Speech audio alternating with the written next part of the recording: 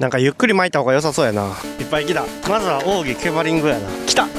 あ、やばいやばい。来た。あ、食った。激しい激しい。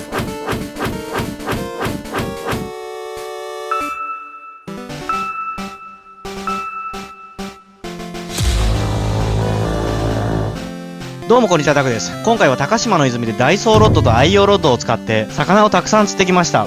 その中で高島のローカルテクニックを使っても魚を釣れたので、その方法を紹介します。今回の兆候の中でダイソータックルの癖も分かったので、そこも合わせて紹介します。いやでもマジでさ、ダイソーでルアー出したせいでさ、いろいろトラウトグッズ持ってたけどさ、ダイソータックルで事足りるんよな。全然そんなことなかったです。3時間3人で。あとビク1つお願いします。さあ行くぞ。どこでやる？この黒いところの周りにしようか。あ、イクラが落ちてる。冬の時期のニジマスは卵を持ってるので、運が良ければ黄金イクラを食べられます。さあダイソータックル楽しめるのか。放流直後は重めで派手なカラーのスプーンを使うといいです。それを早巻きして魚を寄せるイメージで使っていきます。エリアトラウトでは細いラインと細いフックを使うので、ドラグは緩めてドラグを出す前提で釣りをしていきます。ダイソーロッド普通にめっちゃ飛ぶ。ダイソーロッド飛距離については問題ないです。スプーンの使い方を説明します。スプーンは着水後テンションフォールをして当たりを取ります。このフォールしてる時間を変えて探っていく水深を変えていきます。その後一定の速度でただ巻きをします。この時に竿の角度や巻きの速さを変えていって、その日のヒットパターンを探ります。また当たりがない時にはこまめにカラーを変えて当たりが出るパターンを探していくのも大事です。このシーンでは前のキャストで当たりがなかったので、竿先を下げて少し深めの水深を探っています。伊藤や。伊藤は北海道にのみ生息する日本三大怪魚の一つです。アカメ、ビアコウナマズ、イトウ、これらに入りますが、そのうちの1匹が管理釣り場で狙えるのはすっごい魅力です。俺前3ポンドで伊藤取れたで。6人ぐらいで待ってたけど。早速友達にヒットしました。釣れた魚はニジマスです。管理釣り場に一番多い魚なんですが、白身で美味しい魚です。ここで一つお願い事があります。魚は極力素手で触らないようにしてあげてください。素手で触ると魚が人の体温で火傷をしてしまいます。ネットやプライヤー、リリーサーといったものを使うと触らずにリリースできるので、そうしてあげてください。 2g の金。反応がないときはこまめにルアーやカラーを変えるのがいいです。もちろんダイソー。ここでスプーンで表層を探ります。表層の探り方は着水後すぐに竿をできるだけ立ててただ巻きをします。そしてルアーが手前に来るほど竿先を下げてルアーが水面から出ないようにします。巻きながら竿先を下げていくことで一定の水深を巻きやすくなります。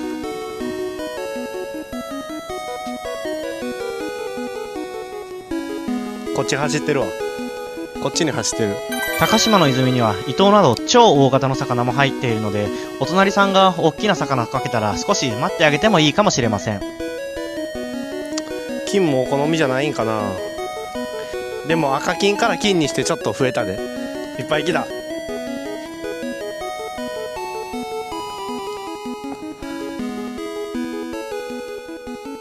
シルバー。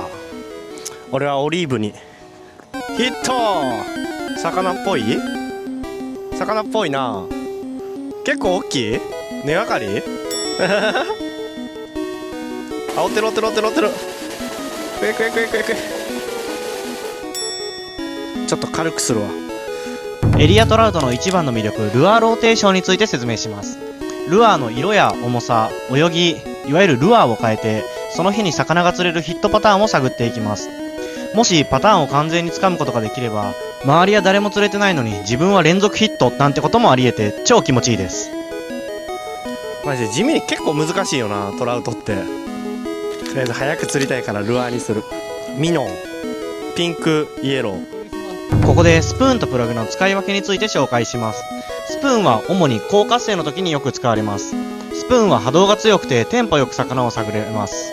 また探る層を自由に変えれるので結構クロート向けのルアーと思います。またプラグについては食いが悪い時によく使われるイメージがあります。リップというものがあるので一定の水深をキープしてゆっくり誘いやすいルアーです。なのでオートマチックなルアーといったイメージです。普通に釣れそうじゃない？とりあえず俺も釣りたいからダイソー縛りはやめようかな。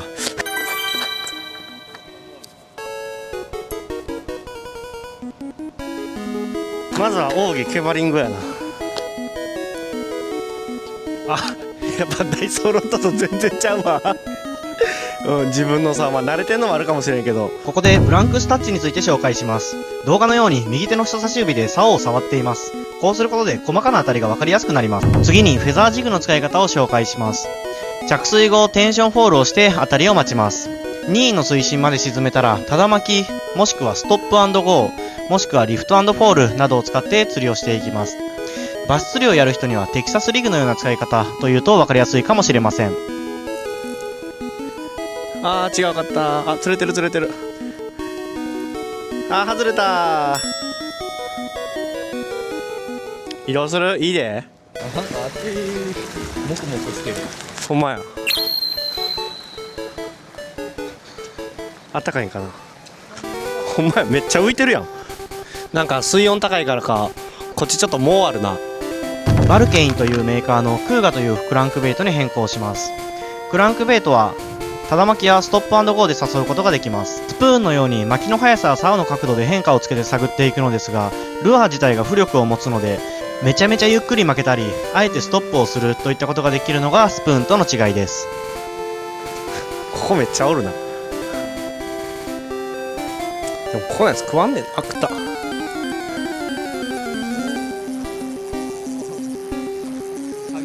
激しい激しい。お、桜？違うか。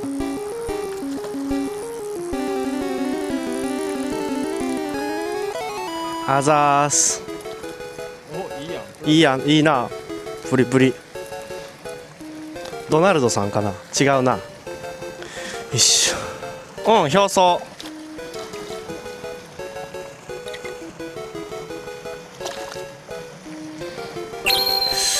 表層やな。あ、1匹ずつだから100均にしよう。100均ルアーで釣りたいな。めっちゃ来た。でも100均ルアーちょっとブリブリ動きすぎやねんな。激しい。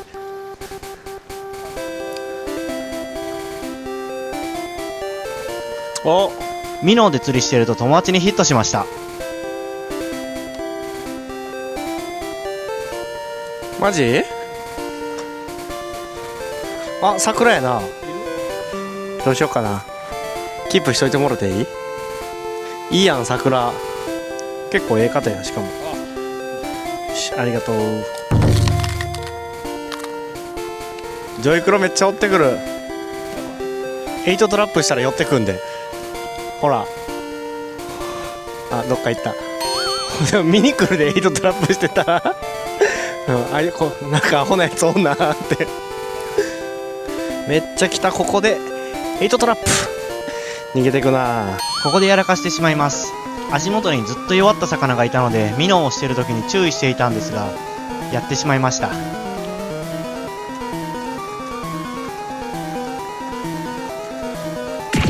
あ、やばい。あ、取れた取れた。ありがとう。自己的に引っかかるのはしょうがないことではありますが、弱ってる魚はこの動画のように全然引かないので、極力引っ掛けないように注意してあげてくれると嬉しいです。びっくりするぐらい引かへんかったわ。あ、やばい、横向いちゃった。頑張れ頑張れ。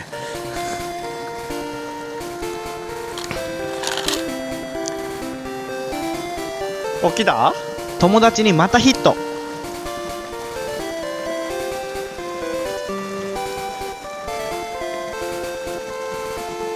桜？おお、桜やなこれ。あ、それもありやな。もう一匹釣らなあかんやん。なんと休憩明け早々に友人にヒット。おお、やるね。掴んできた。お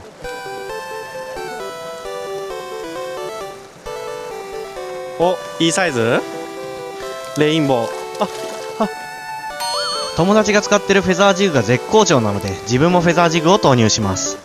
ここから釣れるまでノーカットでお届けします。ステイ中に当たりが出るんですが、どこで当たりが出るか見てみてください。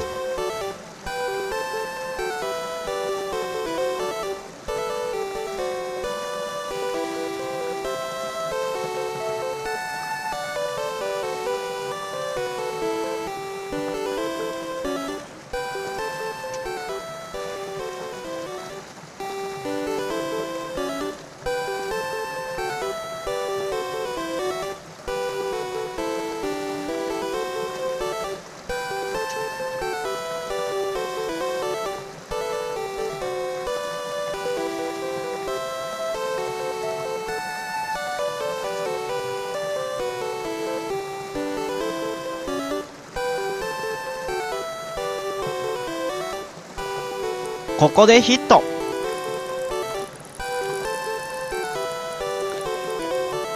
ピンクの毛針。ここでリリーサーを使います。エリアスカウトで使う服にはバーブレス、いわゆる返しがついていないので、こういったリリーサーを使うと簡単にリリースできます。ここで衝撃のシーンが、でっかいニジマスがちっちゃいニジマスを加えてました。完全魚食ってんな。魚が魚を加えてたので、ここで魚のような形をしているミノーを使います。ミノーの使い方は、ただ巻きやストップ&ゴー、トゥイッチなど、いろんなアクションができるルアーです。個人的に一番好きなルアーの種類です。奥義8トラップ。来た。あ、やばいやばい。来た。サクラマス。おう、めっちゃおもろかった。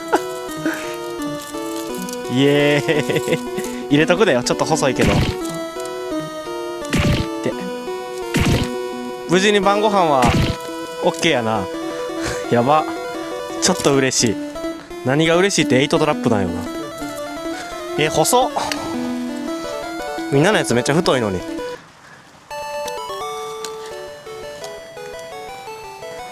あ、まだ反応しそうなんがいる。あ、逃げた。高島の泉では釣った魚を塩焼きにして食べることができます。1匹800円と少し高く思いますが、かなり美味しく食べることができるので、ぜひ皆さん食べてみてください。魚はこのレストハウスで食べることができます。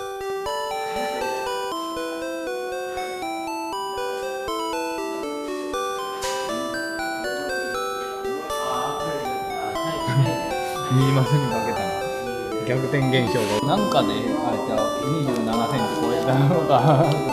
あるんじゃない知らんかった。あ、サクラマスの方がうまいわ。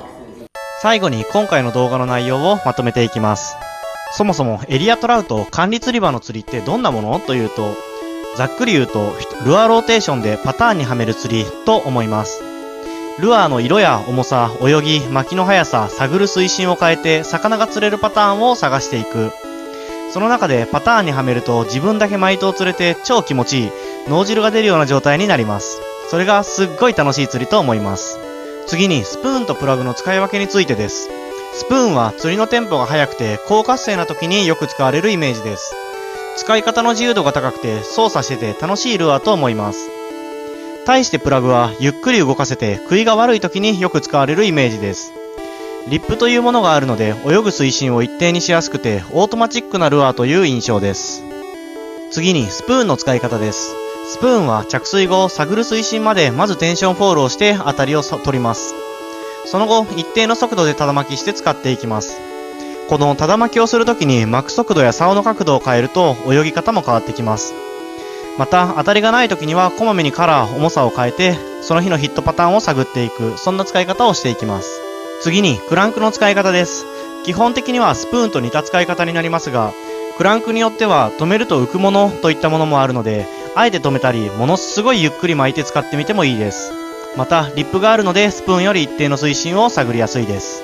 次にミノーの使い方です。ただ巻きやストップ&ゴーといったところはクランクと同じ。合わせてトゥイッチといった竿先を振ることでルアー自体を飛ばすことができます。そういった作業ができるのでクランクより操作の自由度が高く釣ってる感がある、私はかなり好きなルアーです。次にフェザージグの使い方です。このフェザージグ、実は釣り場によっては禁止されているルアーになります。なので使う前にはレギュレーションといった管理釣り場のルールを確認しましょう。使い方はただ巻きやストップ&ゴー、リフト&フォールなど本当にいろんな釣り方ができます。また止めてる間に当たりが出ることも多く、バス釣りでいうテキサスリグのような使い方もすることができます。ここからルアー単体ではなく状況別の釣り方になります。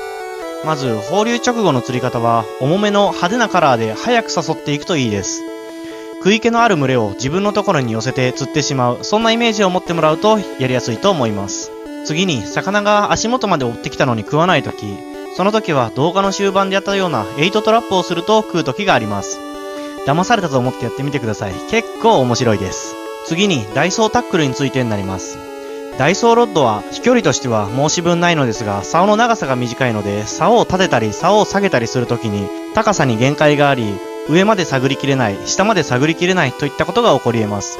ただ1000円としては破格の性能と思います。また、ダイソールアーについては少し泳ぎが大きいような印象を持ちました。なので、活性がいい時に使うといいかもしれません。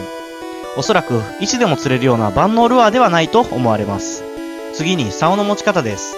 動画の前半で紹介したように、竿を持つ時には、ブランクスを指でタッチするブランクスタッチというものをすると、細かな当たりが少しわかりやすくなります。次に、魚を釣った後の注意事項になります。極力、魚を素手で触らないようにしてあげてください。魚が人間の体温で火傷をしてしまい、弱っていってしまいます。ここまで紹介した特に釣り方については、基本的な内容になります。実は例外的にマイクロスプーンというものであったり、スプーンのボトムバンピングといったものがあり、今回説明した内容とは一致しないような使い方もあります。